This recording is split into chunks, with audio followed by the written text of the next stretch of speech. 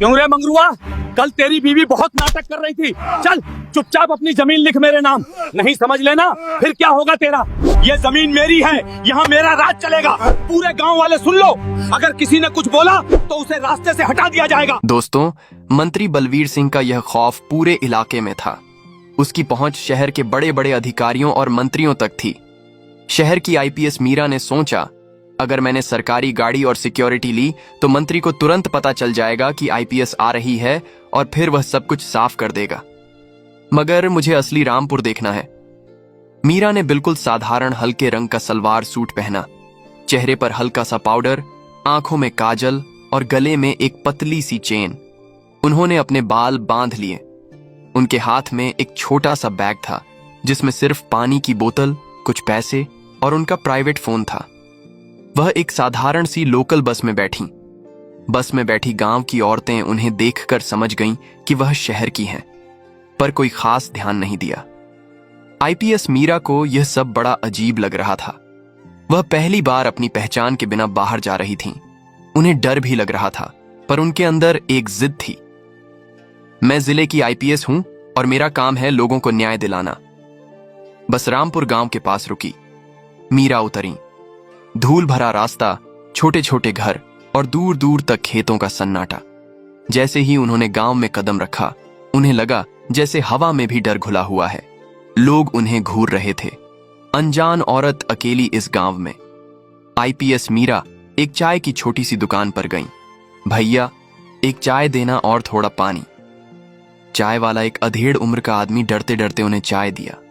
उसने फुसफुसाकर पूछा, आप नई लग रही हैं, कहां से आई हैं? मीरा ने नकली मुस्कान के साथ कहा, जी मैं पास के शहर से आई हूं। मेरी मौसी यहां रहती थी, उनसे मिलने आई थी, पर घर नहीं मिल रहा। चाय वाला घबरा गया। कौन? मौसी कहां रहती थी? जल्दी बताओ और अपना काम करके जल्दी निकलो यहां से। मीरा ने पूछा, क्यों, क्या हुआ? सब इतना डरे हुए क्यों हैं? चाय वाले ने चारों तरफ देखा जैसे दीवारों के भी कान हों। मैडम जी, आप शहर की लगती हैं और शरीफ लगती हैं। मेरी मानो यहां से जल्दी निकल जाओ। ये गांव अच्छा नहीं है। यहां सिर्फ एक ही कानून चलता है, मंत्री बलवीर सिंह का कानून। वह किसी भी नई लड़की को उठा ले जाता है। मीरा ने चाय का पैसा दिया और आगे बढ़ गई। उनके दिल में अब गुस्सा भर गया था। इस आतंक को तो जड़ से मिटाना ही होगा, उन्होंने मन में ठान लिया। आईपीएस मीरा धीरे धीरे गांव के बाजार की तरफ आई। वह बिल्कुल आम औरतों की तरह सब्जी के ठेले के पास रुकी और उस सब्जी वाले से पूछा, भैया ये टमाटर कैसे दिए? सब्जी वाला बोला, 60 रुपये किलो दीदी। मीरा टमाटर छांटने लगी। तभी एक तेज आवाज आई, ओए ठेले वाले मेरी तरफ देख। यह आवाज थी विक्रम सिंह की, जो मंत्री का बेटा था। वह एक सफेद स्कॉर्पियो से उतरा। उसके साथ 2 मोटे तगड़े गुंडे थे। ठेले वाला कांप गया। उसने जल्दी से विक्रम सिंह को नमस्ते किया। विक्रम ने ठेले पर रखे सबसे अच्छे आलू, प्याज और 2 किलो टमाटर उठाए और एक प्लास्टिक की थैली में भर दिए। ठेले वाला धीरे से बोला, बाबूजी पैसे। विक्रम सिंह रुका। उसने अपनी पैंट की जेब में हाथ डाला, पर पैसे निकाले नहीं और सब्जी वाले से बोला, ओए तू जानता नहीं है क्या मैं कौन हूं? पैसे किसके लिए? उसने हंसते हुए कहा और आगे बढ़ गया। ठेले वाला मायूस हो गया और वह जानता था कि पैसे नहीं मिलेंगे। वह चुपचाप आंसू पोंछने लगा। आईपीएस मीरा ने यह सब देखा। उनका पुलिस वाला दिमाग तुरंत एक्टिव हो गया। मीरा ने आवाज लगाई, रुकिए। उसके तुरंत बाद विक्रम सिंह के कदम रुक गए। वह मुड़ा। ठेले वाला कांप गया और मीरा की तरफ भयानक नजर से देखा। आईपीएस मीरा सीधे विक्रम सिंह के सामने खड़ी हो गई। विक्रम ने रूखेपन से पूछा, क्या हुआ, क्या चाहिए? मीरा ने बिल्कुल शांत पर मजबूत आवाज में कहा, इनका पैसा दो, नहीं तो सब्जी वापस रखो। पूरे बाजार में सन्नाटा छा गया। हवा थम गई। ठेले वाला, पास की दुकान वाले, सभी की आंखें फटी रह गईं। यह औरत पागल है क्या? सब सोच रहे थे। इसने अभी अभी विक्रम सिंह को ललकारा है। विक्रम सिंह को शायद किसी ने पहली बार पैसा दो कहा था। उसने एक पल के लिए मीरा को ऊपर से नीचे तक देखा, जैसे कोई मच्छर देख रहा हो। उसने हंसकर कहा, ओए तुझे पता भी है तू किससे बात कर रही है? जानती भी हो मैं कौन हूं? मेरे बाप का नाम सुना है? मंत्री बलवीर सिंह। मीरा ने उसकी आंखों में सीधा देखते हुए जवाब दिया। उनकी आवाज में न डर था न गुस्सा। बस एक साफ आदेश था, नहीं, और जानने में रुचि भी नहीं है।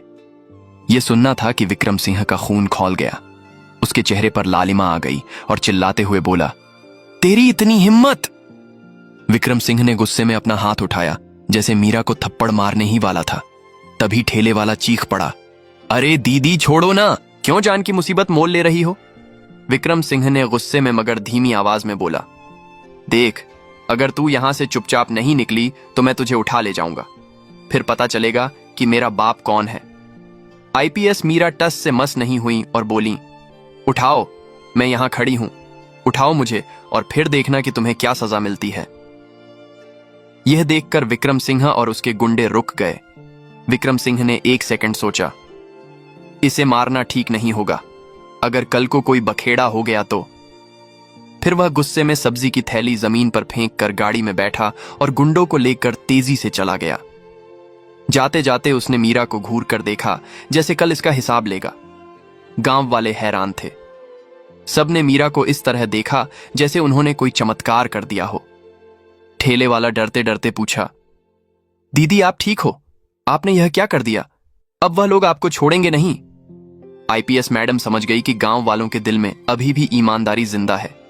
बस उसे जगाने के लिए एक चिंगारी चाहिए और वह चिंगारी वह खुद बनेंगी। शाम ढल चुकी थी। पूरे गांव में अंधेरा छा गया था। वही भयानक सन्नाटा जो हर शाम विक्रम सिंह के आतंक के साथ गहरा हो जाता था। आईपीएस मीरा ने दिन भर गांव के चारों तरफ घूमकर माहौल को भांप लिया था। वह समझ गई कि दिन के उजाले में कोई उनसे बात नहीं करेगा। वह जिस छोटे से किराए के कमरे में ठहरी थीं, एक पुरानी टीचर के घर में, वहां उन्होंने रात 10 बजे तक इंतजार किया। उन्होंने अपने कपड़ों के अंदर एक छोटा मगर पावरफुल रिकॉर्डर और कैमरा छिपा लिया था।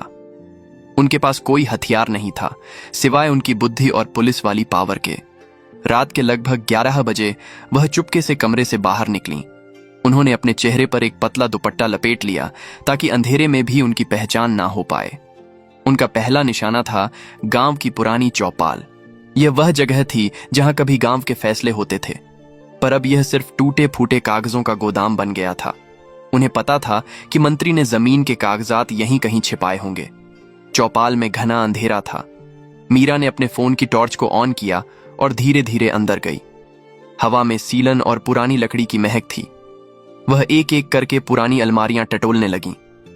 कुछ देर बाद उन्हें एक टूटे संदूक के नीचे धूल की मोटी परत के पीछे कपड़े में लिपटे हुए कुछ सरकारी कागज मिले। उनके दिल की धड़कन तेज हो गई। यह पक्का कुछ बड़ा सबूत था। उन्होंने कागजात खोले। अंधेरे में टॉर्च की हल्की रोशनी में उन्होंने देखा जमीन के नक्शे, असली नक्शे जिन पर पुराने किसानों के नाम थे, रजिस्ट्री के पुराने पन्ने जिन पर साफ दिख रहा था कि कैसे किसानों को धमकाकर उनके अंगूठे लगवाए गए थे, फर्जी स्टैंप पेपर।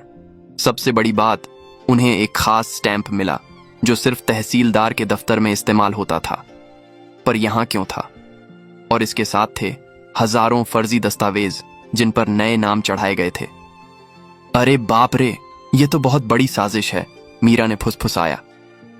मंत्री ने सिर्फ गुंडागर्दी नहीं की है, बल्कि पूरे सरकारी सिस्टम को अपने घर में बिठा लिया है। उन्होंने तुरंत अपने कैमरे से उन सभी कागजात की तस्वीरें लीं और रिकॉर्डर में सारी डिटेल्स रिकॉर्ड कर लीं। यह सब उनकी प्लानिंग का हिस्सा था। मीरा को पता था कि कागजात से ज्यादा महत्वपूर्ण है इंसान का बयान। उन्होंने चौपाल से निकलकर गांव के सबसे पिछले हिस्से की तरफ रुख किया, जहां देहाती मजदूरों की छोटी छोटी झोपड़ियां थीं। वहां उन्हें एक मजदूर रमेश मिला जो रात के खाने के बाद बैठा था। मीरा ने रमेश के कंधे पर हाथ रखा। रमेश, मैं यहां तुम्हारी मदद के लिए आई हूं। रमेश डर गया। कौन हो तुम? यहां रात में क्या कर रही हो? वह बोली, मेरा नाम सरिता है, मैं शहर से आई हूं और मैंने सुना है कि मंत्री ने तुम लोगों की बहुत जमीन हड़प ली है। क्या तुम मुझे सच बताओगे? रमेश की आंखों में आंसू आ गए। सच तो सब जानते हैं बहन जी, पर सच बोलने की हिम्मत कौन करे? उन्होंने मेरे बाप से हमारी 3 बीघा जमीन ले ली। कहा कि अगर मुंह खोला तो तेरे बच्चों को उठा लेंगे। ये सब बात सुनकर मीरा ने उसे भरोसा दिलाया। डरो मत, मैं रिकॉर्ड कर रही हूं, तुम्हारी आवाज तुम्हारे गांव को बचाएगी। रमेश ने फिर बोलना शुरू किया। उसने बताया कि कैसे तहसीलदार मंत्री के घर रोज आता है, दारोगा जी को हर महीने मंत्री की तरफ से रिश्वत का लिफाफा मिलता है। जब कोई किसान शिकायत करने जाता है तो उसे थाने में 2-3 दिन भूखा रखा जाता है और फिर डराकर खाली कागज पर लिखवा लेते हैं कि मेरी शिकायत झूठी है। सबसे बड़ी बात जो रमेश ने बताई, बहन जी, ये जो फर्जी कागजात बनते हैं ना, ये सब पुलिस स्टेशन के पीछे वाले कमरे में बनते हैं। मंत्री का मुंशी रात में वहां आता है और दारोगा के साथ मिलकर काम करता है। ये सुनकर मीरा के मुंह से निकला, तो पूरी टीम मिली हुई है। मीरा ने रमेश को चुप रहने के लिए कहा और वादा किया कि अगले 48 घंटों में सब ठीक हो जाएगा। रात के लगभग 2 बज रहे थे। आईपीएस मीरा को वापस अपने कमरे की तरफ जाना था, पर उनका रास्ता मंत्री के बड़े घर के पास से गुजरता था। जैसे ही वह गली के कोने पर मुड़ी, उन्होंने देखा कि एक आदमी एक मोटरसाइकिल पर बैठा बीड़ी पी रहा है। यह आदमी, जिसका नाम मुन्ना था, मंत्री का भरोसेमंद गुंडा था। मुन्ना ने मीरा को देखा, एक अनजान औरत, अकेली रात के 2 बजे। मुन्ना ने सोचा, यह शहर वाली औरत दिन में तो बहुत हेकड़ी दिखा रही थी, अब कहां जा रही है। मुन्ना की शक की सुई घूम गई। उसने अपनी बाइक स्टार्ट की और मीरा की तरफ आया और बोला, ओए लड़की, रुक। मीरा ने अपनी चाल धीमी की, पर रुकी नहीं। उन्होंने अपने दिमाग में तेजी से एक नकली कहानी तैयार की। मुन्ना बाइक से उतरकर उनके सामने आया। कौन है तू? कहां से आई है? गांव में तेरा क्या काम है? मीरा ने घबराए हुए होने का नाटक किया। जी, मेरा नाम पायल है, मैं बगल के गांव से आई हूं। मेरी चाची की तबीयत बहुत खराब है, उन्हीं को देखने आई थी। रात हो गई तो फंस गई। वह बोला। चाची कौन? इस गली में कोई चाची नहीं रहती। और यह क्या, तेरे कपड़े तो बिल्कुल साफ सुथरे हैं, इतनी रात को कोई चाची को देखने आती है क्या? मुन्ना ने धमकी भरे अंदाज में कहा। मीरा को पता था कि अब झूठ बोलना खतरनाक है। उन्होंने थोड़ा गुस्सा दिखाया। तुम मुझसे ऐसे क्यों बात कर रहे हो? क्या तुम मेरे चरित्र पर सवाल उठा रहे हो? मेरा घर पास में ही है, मुझे जाने दो। मीरा ने एक पल के लिए मुन्ना की तरफ आंखें तरेर कर देखा। मुन्ना एक पल के लिए डर गया। उसे लगा कि शायद यह कोई गुस्सैल रिश्तेदार है जो सच बोल रही है। मुन्ना ने कहा, चल भाग जा, पर अगर तू कल यहां दिखी तो अच्छा नहीं होगा। मीरा ने तेजी से वहां से कदम बढ़ाए और आगे निकल गई। मीरा अब जानती थी कि अब इंतजार नहीं किया जा सकता, एक्शन लेना होगा। अगले दिन सुबह गांव में थोड़ी चहल पहल थी। विक्रम सिंह पिछली रात की हेकड़ी भूल नहीं पाया था। उसका अहंकार बुरी तरह घायल हुआ था। वह मुन्ना से मिला। मुन्ना, उस शहर वाली औरत का क्या हुआ? मुन्ना ने बताया, बाबूजी, वह कल रात तो भाग गई, पर मुझे उस पर शक है। वह यहां किसी काम से आई है। विक्रम सिंह आग बबूला हो गया। ढूंढो उसे सबक सिखाना है। उसे गांव के बाहर ले जाओ और सबक सिखाओ, ताकि वह कभी वापस आने की हिम्मत ना करे। विक्रम ने अपने 4 सबसे भरोसेमंद गुंडों को मीरा को अगवा करने का काम दिया। दोपहर का समय था। आईपीएस मीरा अपनी गुप्त रिकॉर्डिंग और सबूतों को अपने निजी फोन पर सुरक्षित कर रही थीं, ताकि अगर उन्हें कुछ हो भी जाए तो सबूत मुख्यालय तक पहुंच जाएं। गुंडे मीरा के किराए वाले घर के पास घात लगाकर बैठे थे। जैसे ही वह बाहर निकली, गुंडों ने उन्हें घेर लिया और बोला, चल चुपचाप गाड़ी में बैठ जा, नहीं तो यहीं घसीट कर ले जाएंगे। एक गुंडे ने मीरा का हाथ पकड़ा। मीरा ने बिना डरे उसका हाथ झटक दिया। हाथ मत लगाओ। तभी गांव के 2 जवान लड़के, राजेश और सुनील, जो पास ही एक दुकान के पास बैठे थे, उन्होंने यह सब देखा।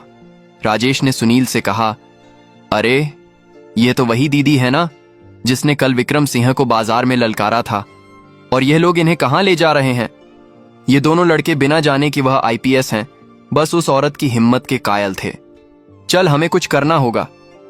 दोनों लड़के चुपके से पीछे से गए। राजेश ने एक गुंडे को धक्का दिया और सुनील ने दूसरे गुंडे के पैर में अपनी साइकिल फंसा दी। अचानक हुए इस हमले से गुंडे भौंचक के रह गए।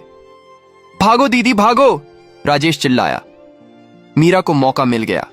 वह तेजी से भागी और एक भीड़ भरी गली में घुस गईं। गुंडे राजेश और सुनील को धमकाने लगे। मीरा बाल बाल बची थीं। वह एक सुनसान जगह पर रुकी। उनकी सांस फूल रही थी, पर उनके चेहरे पर डर नहीं था। अब बस बहुत हो गया ड्रामा, अब यह खेल खत्म होगा। उन्होंने तुरंत अपने प्राइवेट फोन से जिला मुख्यालय को सिर्फ एक मैसेज भेजा, कल सुबह 8 या 9 बजे रामपुर चौपाल, पूरी टीम तैयार रहे। ये मैसेज सीधा डीआईजी और कमिश्नर को भेजा गया था, जिन्हें पहले ही मीरा ने इमरजेंसी कोड बता रखे थे। अगले दिन सुबह ठीक 8 बजे रामपुर गांव में एक दो नहीं बल्कि 20 से 25 सरकारी गाड़ियां तेजी से आ रही थीं। सबसे आगे एक नीली बत्ती वाली जीप थी, उसके पीछे मीडिया की वैन, नए तहसीलदार की गाड़ी और सैकड़ों की तादाद में पुलिस फोर्स। ऐसा लग रहा था जैसे गांव में कोई बहुत बड़ा युद्ध होने वाला हो। मंत्री बलवीर सिंह और उसका बेटा विक्रम सिंह, जो अभी अभी अपने आलीशान बंगले में नाश्ते के लिए उठ रहे थे, यह नजारा देखकर हक्के बक्के रह गए। बलवीर सिंह ने अपने मुंशी से पूछा, "यह क्या हो रहा है?"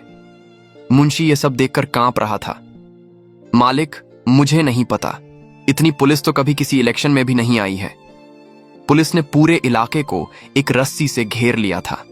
गांव के सैकड़ों लोग डर और उत्सुकता के मारे दूर खड़े थे। पुलिस अफसर, मीडिया कर्मी सब इंतजार कर रहे थे। मंच पर बिल्कुल सामने एक औरत खड़ी थी। वह अब ना तो सादे सलवार सूट में थी, ना ही कल वाली डरी हुई सरिता। आज उन्होंने आईपीएस की शानदार वर्दी पहनी थी। उनके कंधों पर चमकते हुए सितारे और सिर पर पुलिस की टोपी उनकी मजबूत शख्सियत को और भी ज्यादा दमदार बना रही थी। उनके पीछे जिले के बड़े बड़े अफसर सिर झुकाए खड़े थे। मंत्री बलवीर सिंह वहां पहुंचा और गरज कर एसपी से पूछा, "यह क्या तमाशा है? बिना मेरी इजाजत के मेरे गांव में इतना बड़ा फोर्स क्यों उतारा है? मैं मंत्री हूं।" असिस्टेंट एसपी ने बलवीर सिंह को देखा पर कोई जवाब नहीं दिया। उनकी आंखें मंच पर खड़ी महिला पर टिकी थीं। विक्रम सिंह ने जब उस महिला को देखा तो उसके मुंह से डर के मारे एक धीमी चीख निकली, यह तो वही औरत है, बाजार वाली। बलवीर सिंह और विक्रम सिंह की आंखें आश्चर्य और सदमे से खुली की खुली रह गईं। आईपीएस मीरा सिंह ने माइक लिया। उन्होंने एक गहरी सांस ली और बोला, "शांत। रामपुर गांव के मेरे भाइयों और बहनों, आज आप लोगों को चुप रहने की जरूरत नहीं है। आज मेरी बारी है बोलने की।" गांव में इतना सन्नाटा छा गया था कि किसी के दिल की धड़कन भी सुनी जा सकती थी। मीरा ने आवाज थोड़ी ऊंची की, "मैं मीरा सिंह, आपके जिले की पुलिस अधीक्षक आईपीएस हूं। वही आईपीएस जिसे आप लोग मैडम कहकर बुलाते हैं।" उनकी इस एक लाइन ने पूरे गांव को हिलाकर रख दिया। ठेले वाला राम प्रसाद वहीं जमीन पर बैठ गया। उसकी आंखें भर आईं। मीरा ने मंत्री और उसके बेटे की तरफ देखा। "कल जो कुछ मैंने अपनी आंखों से देखा है वह आज खत्म होगा। मैंने देखा कि मंत्री बलवीर सिंह और उसका बेटा विक्रम सिंह आप लोगों की जमीनों पर किस तरह जबरदस्ती कब्जा कर रहे हैं। मैंने देखा कि कैसे पुलिस स्टेशन इनका अड्डा बन चुका है। मैंने देखा कि आप सब किस तरह डर के साए में जी रहे हैं। मुझे शर्म आती है इस जिले के प्रशासन पर। मैं आप लोगों को बताना चाहती हूं कि मैंने कल रात गांव की चौपाल से फर्जी कागजात बरामद किए हैं।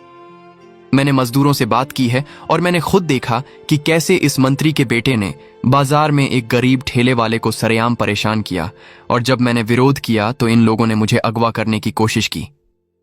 विक्रम सिंह का चेहरा सफेद पड़ गया। वह बलवीर सिंह के पीछे छिपने की कोशिश करने लगा। मीरा ने मुड़कर अपनी टीम को आदेश दिया, "फोर्स, ये रहे सबूत। मेरे पास फर्जी कागजात की तस्वीरें, मजदूरों के बयान की रिकॉर्डिंग और पूरी साजिश के पुख्ता प्रूफ हैं। सबसे पहले मंत्री के इस मुंशी को हिरासत में लिया जाए जिसने जमीनों के फर्जी कागजात बनाए हैं।" पुलिस ने तुरंत मुंशी को दबोच लिया। मुंशी चीखने लगा, "साहब, मेरा कोई कसूर नहीं। मुझे मंत्री जी ने धमकाया था।" पर उसकी आवाज को अनसुना कर दिया गया। मीरा ने मंच से ही उस भ्रष्ट दरोगा को आवाज दी, "ओए थानेदार, जहां हो सामने आओ।" डर के मारे दरोगा कांपते हुए भीड़ में से बाहर निकला। मीरा ने अंतिम आदेश दिया, "मंत्री बलवीर सिंह और विक्रम सिंह को फौरन गिरफ्तार करो। इन पर जमीन हड़पने, फर्जी दस्तावेज बनाने और एक पुलिस अधिकारी को किडनैपिंग की कोशिश करने का मुकदमा चलेगा। मंत्री की सरकारी सुविधाओं को अभी रद्द किया जाता है। इन्हें हथकड़ी पहनाई जाए।" मंत्री चिल्लाने लगा, "आईपीएस साहिबा, आप मेरी पॉलिटिकल पावर नहीं जानती हैं। मैं तुम्हें कल ही यहां से हटवा दूंगा।" मीरा ने उसे बीच में ही रोक दिया, "बस, अब तुम्हारी कोई पावर नहीं चलेगी। तुमने एक आईपीएस पर हाथ डालने की कोशिश की है, अब भुगतो।" पुलिस ने तुरंत दोनों को हथकड़ी पहना दी। विक्रम रो रहा था, "पापा, मुझे बचाओ, मुझे बचाओ।" मीरा ने आखिरी फैसला सुनाया। इस थाने के पूरे स्टाफ को तुरंत सस्पेंड किया जाता है। आज से इस गांव की जमीनों की माप दोबारा होगी। सारे फर्जी कागजात खारिज किए जाते हैं। हर उस किसान को उसकी जमीन वापस मिलेगी जिसे लूटा गया है। पूरे गांव में खुशी की लहर दौड़ गई। दोस्तों, यह कहानी हमें सिखाती है कि चाहे अन्याय और अधर्म कितना भी शक्तिशाली क्यों ना हो, वह सत्य के सामने टिक नहीं सकता। सुनहरी दोपहर थी और सूरज की हल्की धूप सब्जी मार्केट की गलियों में फैल चुकी थी। धुंध के बीच बाजार पूरी तरह जाग चुका था, जहां मेहनत की सांसें चलती थीं और डर चुपचाप कोनों में खड़ा रहता था। इसी मार्केट में एक लड़की दाखिल हुई जिसका नाम गरिमा था। देखने में बिल्कुल साधारण नीला सलवार सूट, सादा दुपट्टा, पैरों में सामान्य चप्पल और हाथ में कपड़े का छोटा सा थैला लिए वह भीड़ में एक आम चेहरा लगती थी। कोई पहचान नहीं और कोई रुतबा नहीं, लेकिन सच्चाई यह थी कि यही लड़की कुछ ही महीने पहले बर्फ से ढकी सीमा पर गोलियों की बौछार के बीच सीना ताने खड़ी थी। भारतीय सेना की मेजर गरिमा आज वर्दी में नहीं थी, लेकिन वही सीधी रीढ़ और वही साफ नजर उनकी पहचान थी। गरिमा ने सब्जियों की तरफ देखा, जहां ताजी शिमला मिर्च, टमाटर और हरी मिर्च सजी थीं। उनके चेहरे पर हल्की सी मुस्कान आई, जैसे मां की रसोई याद आ गई हो। वह एक दुकानदार के सामने रुकी और सहज आवाज में बोली कि भैया, शिमला मिर्च कितने की है? दुकानदार ने उनकी तरफ देखा, जिसकी आंखें थकी हुई थीं और हाथ ठंड से सुन्न थे। उसने कहा कि आज माल अच्छा है मैडम, और सीधा मंडी से आया है। गरिमा ने कहा कि तो फिर 1 किलो दे दीजिए और थोड़ा सा धनिया भी साथ में डाल देना। तराजू अभी उठा ही था कि अचानक मार्केट के बीच एक कड़क आवाज गूंजी और माइक पर बोलने वाला शख्स ऐसा बोल रहा था जैसे यह पूरी जगह उसकी जागीर हो। उसने चिल्लाकर कहा कि सभी दुकानदार ध्यान दें, क्योंकि महीना पूरा हो गया है और पैसा जमा करने का वक्त आ गया है। इसीलिए कोई बहाना नहीं चलेगा और कोई सवाल नहीं पूछा जाएगा। एक पल में पूरे मार्केट का रंग बदल गया और सबकी आवाजें धीमी पड़ गईं। दुकानदारों की नजरें झुक गईं और हवा में डर तैरने लगा। एक बूढ़ा सब्जी वाला हिम्मत करके बोला कि साहब, इस बार धंधा बहुत कम हुआ है। लेकिन माइक से एक ठहाका गूंजा और आवाज आई कि चुप रह और बड़े साहब को आने दे, फिर सब समझ आएगा। गरिमा का हाथ थैले से हट गया और उन्होंने पहली बार आसपास ठीक से देखा, जहां डर, मजबूरी और बेबसी सब साफ दिख रहा था। उन्होंने एक कदम आगे बढ़ाया और शांत लेकिन मजबूत आवाज में पूछा कि यह कैसा पैसा है जो हर महीने लिया जाता है और यह किस कानून में लिखा है। पास खड़ा एक सिपाही झल्ला गया और बोला कि मैडम, अपना काम करो और सब्जी लो तथा यहां से निकलो। एक दुकानदार ने डरते हुए कहा कि बहन जी, आप इसमें मत पड़ो, क्योंकि ये यहां का रोज का काम है। गरिमा ने उसकी तरफ देखा और कहा कि काका, आप मेहनत करते हो तो आपकी कमाई कोई और क्यों ले जाए? सिपाही हंसा और बोला कि बहुत बोल रही है और अगर ज्यादा जुबान चली तो थाने में बैठेगी। गरिमा की आंखें ठंडी थीं, लेकिन उनमें डर का नामो निशान नहीं था। उन्होंने कहा कि सिर्फ वर्दी पहनने से कोई कानून नहीं बन जाता, क्योंकि कानून जनता की सेवा के लिए होता है।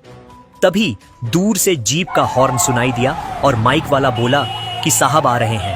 अगर आप अभी तक यह कहानी सुन रहे हैं तो जरा रुक कर बताइए कि आप इसे किस समय पर देख रहे हैं और कहानी कैसी लग रही है। यह बात टिप्पणी में जरूर लिखिए।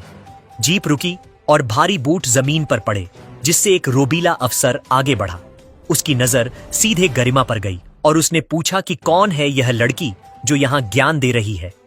गरिमा ने बिना झुके कहा कि मेरा नाम गरिमा है।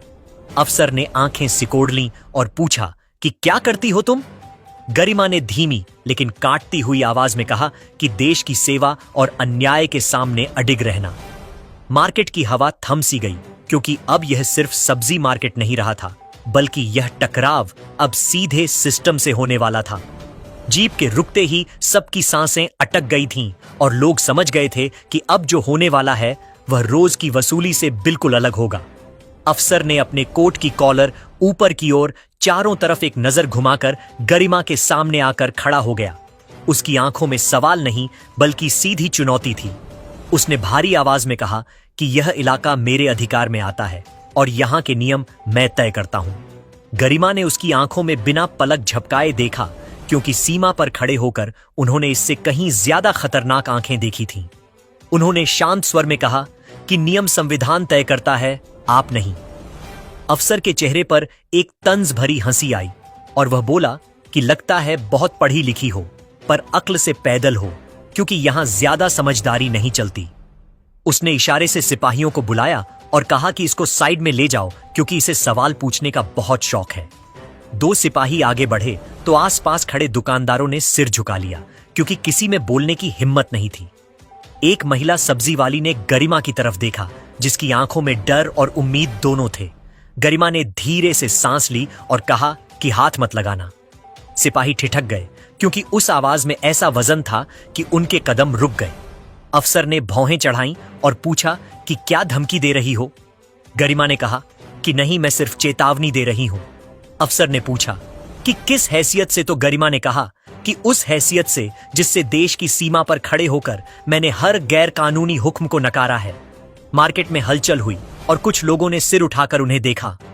अफसर ने तीखे स्वर में पूछा कि इसका क्या मतलब है? गरिमा ने अपने बैग से एक छोटा सा पहचान पत्र निकाला और उसे अफसर की तरफ बढ़ाया। उन्होंने कहा कि पूरा मतलब आप खुद पढ़ लीजिए। अफसर ने जैसे ही वह पत्र लिया और उसकी नजरें उस पर चलीं, तो उसके चेहरे का रंग उड़ने लगा। नाम पढ़ते ही उसके माथे पर पसीना उभर आया, क्योंकि मेजर गरिमा यह नाम अब हवा में तैर गया था। दुकानदारों ने एक दूसरे की तरफ देखा और किसी ने फुसफुसाकर कहा कि यह तो सेना की अफसर हैं। अफसर ने जल्दी से खुद को संभाला और कार्ड लौटाते हुए कठोरता दिखाई कि यहां सेना का कोई काम नहीं है और यह नागरिक मामला है। गरिमा ने कार्ड वापस रखा और कहा कि जब नागरिक व्यवस्था जनता को लूटने लगे, तब यह सिर्फ साधारण मामला नहीं रह जाता। अफसर की आवाज कड़ी हो गई कि तुम अपनी हद भूल रही हो। तो गरिमा ने जवाब दिया कि शायद आप अपनी हद भूल रहे हैं। उन्होंने आसपास खड़े दुकानदारों की तरफ देखा और पूछा कि आप लोग डरते क्यों हैं? क्योंकि ऐसा किसी कानून में नहीं लिखा कि आपकी मेहनत की कमाई कोई और ले जाए। एक युवक दुकानदार ने हिम्मत करके कहा कि मैडम, हमने आवाज उठाई तो ये हमारी दुकान बंद करवा देंगे और लाइसेंस रद्द कर देंगे। गरिमा की आंखों में चमक आई और उन्होंने कहा कि लाइसेंस कानून देता है और कानून सबूत मांगता है, डर नहीं। अफसर ने सिपाहियों को इशारा निकाला और कहा कि अगर एक कदम भी आगे बढ़े तो यह सब सीधा प्रसारित हो जाएगा। अफसर ठिठक गया, क्योंकि गरिमा ने कहा कि आपकी वसूली और आपकी धमकी सब कुछ रिकॉर्ड हो चुकी है और यह सिर्फ यहां तक सीमित नहीं रहेगी। भीड़ में हलचल तेज हो गई और कुछ लोग पहली बार सीधे खड़े हुए, क्योंकि डर में अब दरार पड़ने लगी थी। अफसर ने दांत पीसते हुए कहा कि क्या तुम समझती हो कि एक वीडियो से पूरा सिस्टम हिल जाएगा? गरिमा की आवाज और ठंडी हो गई और उन्होंने कहा कि सिस्टम वीडियो से नहीं, बल्कि सच की ताकत से हिलता है। कुछ पल के लिए वहां सन्नाटा छा गया। फिर अफसर ने एक बनावटी मुस्कान ओढ़ ली और बोला कि आज छोड़ रहा हूं, लेकिन याद रखना कि हर कहानी का अंजाम अच्छा नहीं होता। गरिमा ने सिर्फ इतना कहा कि अंजाम वही तय करता है जो डरता नहीं है। अफसर मुड़ा और जीप में बैठकर चला गया, लेकिन अब मार्केट की हवा पूरी तरह बदल चुकी थी। दुकानदारों ने राहत की सांस ली और किसी ने धीरे से शुक्रिया कहा। गरिमा ने सिर हिलाया और कहा कि यह तो बस शुरुआत है, अंत नहीं। वह जानती थीं कि यह टकराव यहीं खत्म नहीं होगा, क्योंकि उन्होंने सिर्फ एक अफसर को नहीं, बल्कि पूरे भ्रष्ट तंत्र को चुनौती दी थी। दोपहर की धूप अब और तेज हो चुकी थी, लेकिन गरिमा का मन अभी भी उसी टकराव में लगा था। उन्होंने थैले में अपना सामान रखा और दुकानदारों की चेहरे ज्यादा थी। उन्होंने सोचा कि सिर्फ एक व्यक्ति को चुनौती देना काफी नहीं होगा, बल्कि इस पूरी अनियमितता को जड़ से खत्म करना पड़ेगा। तभी उनका फोन बजे और डर की हवा साफ हो रही थी। वह जानती थीं कि यह राहत स्थायी करने के लिए उन्हें और आगे जाना होगा।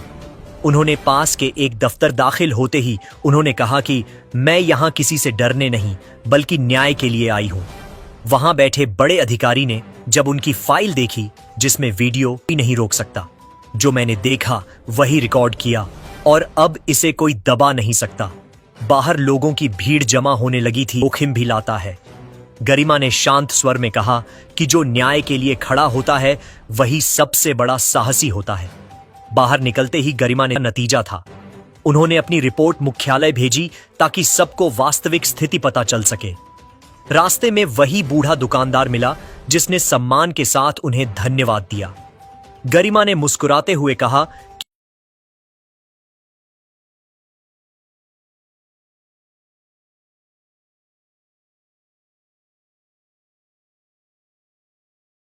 शुरुआत है और जो शुरुआत साहस से होती है उसका अंजाम हमेशा सही होता है।